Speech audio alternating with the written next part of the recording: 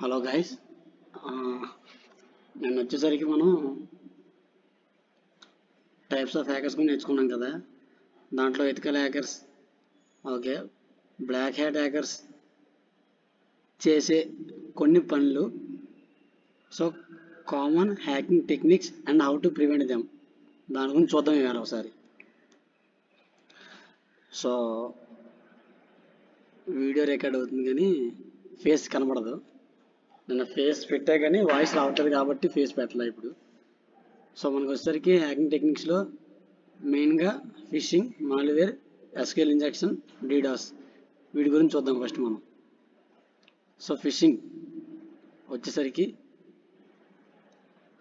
కరెక్ట్గా చూసుకుంటే ప్రతి సైబర్ సెక్యూరిటీ స్టూడెంటు మీకు మీ ఫ్రెండ్స్ కూడా తెలియాల్సింది ఏంటంటే ఫిషింగ్ అటాక్ ఎలా జరుగుతుంది, ఏం చేయకూడదు, ఏం చేయాలి. సో ఫిషింగ్ డేటా వల్ల మనకు కలిగే నష్టాలు ఏంది? ప్రజెంట్ మనకు తెలిసి కలిగే నష్టాలు ఏంటంటే మన లాగిన్ క్రెడెన్షియల్స్ పోవడానికి మెయిన్ కారణం వచ్చేసరికి ఫిషింగ్ అటాక్ మెయిన్ కారణంగా ఉండిద్ది అనమాట. ఎందుకంటే మన డేటా వచ్చేసరికి మన లాగిన్ క్రెడెన్షియల్స్ దేంట్లో అవని, వెబ్సైట్ అవని, బ్యాంకింగ్ సెక్టర్ అవని, ఇందులో అయినా కూడా మన డీటెయిల్స్, సెన్సిటివ్ డేటా కూడా ఇందులో నుంచి పోయిద్ది అనమాట. ఫిషింగ్ అటాక్ చేసే ద్వారా పోయిద్ది. ఎందుకంటే నేను చెప్పా కదా, మనకి లింక్స్ వస్తాయి కొన్ని. ఎప్పుడైతే మనం వైరస్టార్ట్ అనేది వాడకుండా లింక్స్ అనేది క్లిక్ చేసామో, ఆ లింక్ క్లిక్ చేసిన తర్వాత మనకి యాజువల్గా సేమ్ ఎలాగైతే మనకి ఒక ఫేస్బుక్ పేజ్ లాగిన్ పేజ్ కనిపించిద్దో, ఆ సైన్ అప్ పేజ్ కనిపించిద్దో, సేమ్ అదే విధంగా మనకి ఫిషింగ్ చేసేటప్పుడు కూడా login page, sign up page అలాగే డిజైన్ చేస్తారు వాళ్ళు. సేమ్ యాజువల్గా జస్ట్ క్లోన్ చేస్తారు అనమాట.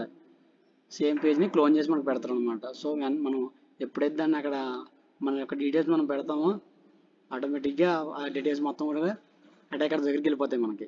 సో మనం చేయకూడని పని ఏంటంటే, అదే ఎగ్జాంపుల్ వచ్చేసరికి fake banking emails asking user to verify their account. So banking ఈమెయిల్స్ని ఫేక్ చేసి దాని నుంచి మనకి మెయిల్స్ పెడతారు అనమాట. ఇప్పుడు జరుగుతున్నాయి ఏంటంటే యూనియన్ బ్యాంక్ నుంచి కూడా మనకి వాట్సాప్కి మెసేజ్లు వస్తున్నాయి, ఏపీకే డౌన్లోడ్ చేసుకోమనేసి. అది ఎవరు కూడా డౌన్లోడ్ చేసుకోకండి. అండ్ మీ పేరెంట్స్కి, ఫ్యామిలీ మెంబర్స్కి, ఫ్రెండ్స్కి కూడా చెప్పండి డౌన్లోడ్ చేసుకోవచ్చండి.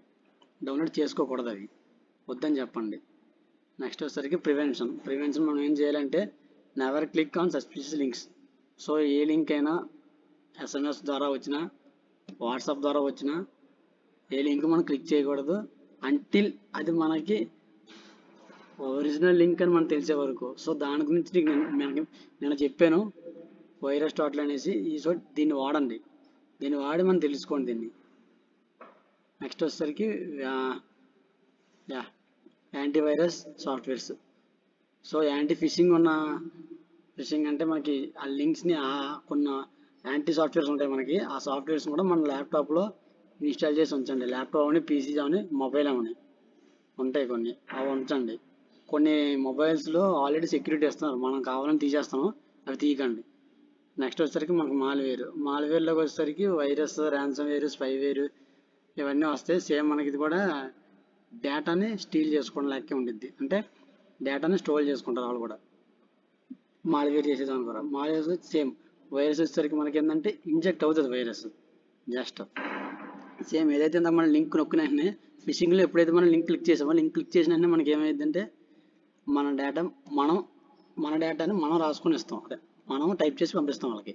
సో వైరస్ ఏంటంటే మనం క్లిక్ చేసినప్పుడు డేటా మనకి ఎప్పుడైతే మనం క్లిక్ చేస్తామో పంపించిన లింక్ని, దాని ద్వారా మనకు తెలియకుండా బ్యాక్ ఎండ్లో వైరస్ అనేది ఆటోమేటిక్గా ఇంజెక్ట్ చేయబడిద్ది. డ్యూ టు సమ్ ప్రోగ్రామింగ్ లాంగ్వేజ్లో రాసే కోడ్లు ఉంటాయి కాబట్టి ఆ కోడ్ ద్వారా మనకి బ్యాక్ ఎండ్లో రన్ అవుతుంటుంది అనమాట. అంటే ఆటోమేటిక్గా వైరస్ అనేది ఇన్స్టాల్ అయిపోతుండిద్ది. నెక్స్ట్ వచ్చేసరికి సో దీని గురించి మనకి ఏం చేయాలంటే ప్రివెన్షన్, ఇన్స్టాల్ యాంటీవైరస్ సాఫ్ట్వేర్స్. చెప్పాను కదా, మన ల్యాప్టాప్లో ఆల్రెడీ మనకి సాఫ్ట్వేర్ అనేది యాంటీవైరస్ సాఫ్ట్వేర్ ఇస్తారు. బట్ మ్యాక్ ఫ్రీ, అవస్థ అలా మనకు కొన్ని ఇస్తారు. మనం దాన్ని తీసేసుకుంటే మన టైము 1 ఇయర్ ఇస్తారు కాబట్టి 1 ఇయర్ తర్వాత ఎక్స్పైర్ అయిపోద్ది. సో ఎక్స్పైర్ అయిపోయిన తర్వాత కూడా లైసెన్స్ కోసం వాళ్ళు కాల్ చేసినప్పుడు లైసెన్స్ కావాలని చెప్పి తీసుకోండి, బెటర్ అది మనకి ఉంటే. ఎందుకంటే మన డేటా ఎటు పోదు కాబట్టి మనం కొంచెం సేఫ్టీగా ఉండొచ్చు. డబ్బులు ఎలాగే పోయినాయి కానీ 1000-1500 ఉండేది, కానీ బెటర్ తీసుకుంటే better. Next software update. Day by day ఎప్పుడైతే వస్తుంది సాఫ్ట్వేర్ అప్డేట్ ఖచ్చితంగా అప్డేట్ చేసుకోవాలి దాన్ని. అండ్ యాజ్ యూజువల్గా మనం ఎప్పుడైతే ఫోన్లో మనం క్లిక్ చేస్తాం, ఫోన్లో మనం డౌన్లోడ్ చేస్తాం. ఎలాగా? ఫోన్లో మనం ఏపీకే యాప్స్ అన్ని డౌన్లోడ్ చేస్తాం. బట్ ల్యాప్టాప్లో, పీసీలో, డెస్క్టాప్లో మాత్రం అలాంటివి డౌన్లోడ్ చేయకండి. అది బెటర్ టు మన ల్యాప్టాప్కి. ఎందుకంటే మొబైల్ అంటే మనకి ఏదో అర్థమైద్ది కానీ కొంత కాదు, కొంచెం కూడా మనకి ల్యాప్టాప్ అనేది అర్థం కాదు. బ్యాక్ అండ్ ఎన్ని రన్ అవుతాయి ఏమీ తెలియదు అసలు. మొత్తానికి ల్యాప్టాప్ మొత్తం కరప్ట్ అయిపోద్ది కూడా, మనకు అసలు ఏమీ తెలియదు అసలు. ఓఎస్లు కూడా ఓఎస్ మొత్తం కరప్ట్ అయిపోద్ది ఒకసారిగా. సో అది ప్రివెన్షన్ ఆఫ్ మాల్వేర్ అనమాట. Next SQL injection. ఇప్పుడు ఎస్క్యూఎల్ ఇంజెక్షన్ అంటే నార్మల్గా మనకు తెలిసిన దాని ప్రకారం ఆల్రెడీ మనం అందరం కూడా ఎస్క్యూఎల్ లాంగ్వేజ్ చదువుతాం సెకండ్ ఇయర్ థర్డ్ ఇయర్లో. బట్ తెలియని వాళ్ళు ఒకసారి చూడండి. లాంగ్వేజ్ అనేది సింపుల్గానే ఉండిద్ది ఎస్క్యూఎల్ లాంగ్వేజ్ అనేది, ఎందుకంటే డేటాబేస్ సంబంధించింది కాబట్టి. ఎస్క్యూఎల్ ఇంజెక్షన్ అనేది ఎలాగంటే నార్మల్గా మనకి వెబ్సైట్స్ ఉంటాయి. సో వెబ్సైట్కి మనం అడ్మిన్ పేజ్ కనుక్కోవాలి. ఆర్ఎస్ అడ్మిన్ పేజ్ అదే లాగిన్ పాస్వర్డ్ లేకుండా మనం లోపలికి వెళ్ళాలంటే ఎస్క్యూఎల్ ఇంజెక్షన్ అనేది చేస్తారు. దానికోసం మనం కొన్ని పేలోడ్స్ ఉంటాయి. ఆ పేలోడ్స్ని యూజ్ చేసి యూజర్ నేము పాస్వర్డ్లో ఆ పేలోడ్స్ని మనం పెట్టి లాగిన్ అవ్వడానికి ట్రై చేస్తూ ఉంటారు అనమాట. అది సో ఒక టెక్స్ట్ ఫైల్ క్రియేట్ చేసుకుని బంచ్ ఆఫ్ లాగిన్ పాస్వర్డ్ని దాని మీదకి ఎట్టి వెబ్సైట్ మీద ట్రై చేస్తూ ఉంటారు అనమాట, ఇన్ కేస్ అవుద్దేమో అనేసి. ఎస్క్యూఎల్ ఇంజెక్షన్ ద్వారా చాలా ఉంటాయి. ఎందుకంటే ఎప్పుడైతే అప్లికేషన్ అనేది వెబ్సైట్ అనేది మనకి ఎప్పుడైతే వనరబుల్ ఉందని తెలిసిందంటే మాత్రం ఖచ్చితంగా వాళ్ళు దాన్ని చేస్తారు. సో వెబ్సైట్ మనం క్రియేట్ చేసుకున్నప్పుడు కూడా కొంచెం కష్టంగానే ఉండిద్ది. సో ఇలాంటివన్నీ ఉంటే మాత్రం మన డేటాబేస్ మళ్ళీ కరప్ట్ అయిపోద్ది వన్స్ వాళ్ళు వచ్చారంటే మాత్రం దాంట్లోకి. సో దీనికి జస్ట్ మనం క్రియేట్ చేసే వెబ్సైట్ను మనమే జాగ్రత్త పరుచుకోవాలి. ఫస్ట్ మనం చేసేటప్పుడే దాన్ని కూడా మనం గ్రహించాలి. పొరపాటున ఎప్పుడైనా దాంట్లో చిన్న వనరబిలిటీ ఉన్నా కూడా మొత్తం ఆ ఎస్క్యూఎల్ ఇంజెక్షన్ కూడా చేస్తాకి చూస్తారు కాబట్టి కొంచెం మనకి అన్ఆథరైజ్డ్ యాక్సెస్ కూడా తీసుకుంటారు వాళ్ళు. సో మీరు ఆథరైజ్డ్ అయినా కూడా వాళ్ళు యాక్సెస్ తీసుకుంటారు వాళ్ళు, బ్లాక్ అటాకర్స్. సో అది ఎస్క్యూఎల్ ఇంజెక్షన్. డాస్ వేరు, డీడాస్ వేరు. సో డాస్ అనేది సింగిల్ సిస్టమ్ నుంచి చేస్తాం మనం. డీడాస్ అనేది మల్టిపుల్ సిస్టమ్స్ కాంబినేషన్లో చేస్తాం మనం. సో డాస్ వచ్చేసరికి ఏంటంటే, సో నాకు తెలిసి నేను చేసిన డాస్ లాంటిది ఏంటంటే, మనం నార్మల్గా వెబ్సైట్స్ ఉంటాయి కాబట్టి వెబ్సైట్స్లో మనకి 505 ఎర్రర్, లేదంటే 404 నాట్ ఫౌండ్ అనే ఎర్రర్లు కొన్ని వస్తూ ఉంటాయి. ఎందుకంటే ఇప్పుడు ఒక సర్వర్ ఉంది. సో వెబ్సైట్కి ఇచ్చిన సర్వర్ ఏంటంటే మనకి ఒక 100 మెంబర్స్కి ఒకేసారి లాగిన్ అవ్వగలదు. 100 మెంబర్స్ ఓపెన్ చేస్తే ఆ వెబ్సైట్ అనేది ఓపెన్ అవ్వగలదు వితౌట్ ఎర్రర్, ఏ ఎర్రర్ రాకుండా ఓపెన్ చేయగలదు. బట్ అదే టైంలో బై మిస్టేక్ మనం 120, 110, 130 అలా మనం ఎక్కువ ఇచ్చామనుకో రిక్వెస్ట్లు, ఆటోమేటిక్గా సర్వర్ అనేది డౌన్ అయిపోద్ది. ఇది మనం పెద్ద కంపెనీలు కూడా చూడొచ్చు.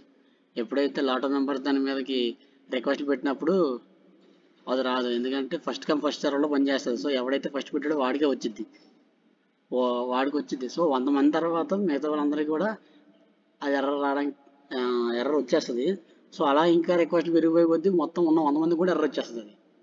సో దాన్ని మనం డాస్ అటాక్ అనేది నార్మల్గా డాస్ అటాక్ వచ్చేసరికి చిన్న వెబ్సైట్లు ఉన్నాయి కదా, డాట్ ఇన్ వెబ్సైట్స్, ఆ వెబ్సైట్కి మనం చేస్తాం. డాట్ ఇన్ వెబ్సైట్స్కి అలాంటి వాటికి డాస్ అటాక్ వర్క్ అవుద్ది. ఏదైతే తక్కువ డాట్ ఇన్ సైట్ వచ్చేసరికి సింపుల్గా ఉంటుంది కాబట్టి దాని మీద వర్క్ అవుద్ది డాస్ అటాక్ వర్క్ చేయాలన్నా కూడా మనకు ఉండేది, చాలా రిస్క్ ఉండేది. ట్రై చేయొచ్చు. లోవర్ బిట్ LYC, HYC అనేసి లోవర్ బిట్, హైయర్ బిట్ అనేది కొన్ని ఉంటాయి. రెండు సాఫ్ట్వేర్స్. ఆ సాఫ్ట్వేర్స్ యూజ్ చేసి లోవర్ బిట్లో నుంచి కానీ హైయర్ బిట్లో నుంచి కానీ మనం చేయొచ్చు దాన్ని with IP address of the website. ఆ వెబ్సైట్ ఐపీ అడ్రస్ మనం పింగ్ చేసి తీసుకొని ఐపీ అడ్రస్ ద్వారా కానీ లేదంటే సైట్ ద్వారా కానీ మనం చేయొచ్చు అనమాట. డాస్ అటాక్ పనిచేస్తుంది. సో డీడాస్ వచ్చేసరికి గ్రూప్ ఆఫ్ ల్యాప్టాప్స్ కానీ గ్రూప్ ఆఫ్ కంప్యూటర్స్ కానీ కాంబినేషన్లో చేయాలి కాబట్టి మనకు అవ్వదు. ఇన్ కేస్ మనం ట్రై చేయాలంటే అది కూడా పాసిబులే, బట్ ఎప్పుడు ట్రై చేయలేదు. సో ప్రాక్టికల్గా అది కూడా చేశారంటే మాత్రం వెబ్సైట్స్ అనేవి ఆగుతూ ఉంటాయి. ఖచ్చితంగా వెబ్సైట్స్ అనేది ఎర్రర్స్ వస్తూ ఉంటాయి. అది చిన్న వెబ్సైట్ అవని పెద్ద వెబ్సైట్ అవని డీడాస్ అటాక్ చేస్తే మాత్రం ఆగుతూ ఉంటాయి. So that's the class.